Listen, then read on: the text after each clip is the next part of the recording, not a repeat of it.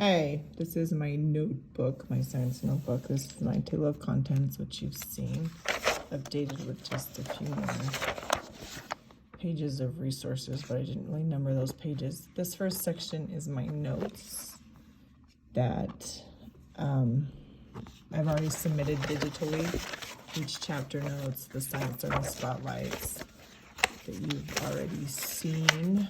These are the other sections that I haven't submitted. This is the sample work that I've kept from the hands-on activities that we have done in class. I hope to keep these, and as I redo this lesson with other students later on, I hope that my teaching improves and their results, especially like with this lids measurement one. I really thought that could have been a fun hands-on activity had the students been more prepared, and if I had realized the background knowledge that I needed to build before we did that. And this capacity containers was a fun one that I only did with a small group, and I plan to do it with my entire class later on, along with the marble run. I only did it with the 2 students, and after the Christmas break, I plan to do that with the rest of the class, so that'll be exciting to do. Anyway, I hope that those improve and I'll be able to see.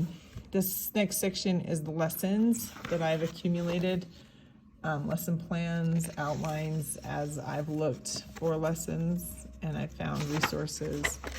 I've just tried to put them in a file folder, and then I put them in here when I had time to just give me ideas. It's like when I was looking for ideas for the rock cycle, and I found some passages to read, some good vocabulary, graphics that I could use, maybe a sort for the future. There's some good brain pop resources that I've found. And I added all these to my digital file also, so that and this is my AI section. Anyway, I've added to my digital file so it's easy for me to find them in my Google Drive also. But I like physical copies of things. So Mystery Science, my school subscribes to Mystery Science at this moment. So some of the things that I thought were helpful that could be fun for the kids to do, I printed and put in here. We haven't done it yet as a class. More reading articles. That's the same one. I also have some graphic organizers that were free on TPT that I downloaded. A free heat transfer activity that might be fun for the students to do, or that I could modify and make it into a lesson plan. The Earth's layers, with lots of different ways to change that and make it applicable for whatever I was teaching, with some graphic organizers that was also free on TPT. Just a lot of resources that's like, I want to be able to find that again. I like this one because it does a lot of claim evidence reasoning, which I don't know, but it's like, it's good to kind of think about maybe some graphic organizers that could work, and then I could modify when the students are doing some of their hands-on science. So just again, some graphic organizer ideas and writing templates to just get them thinking.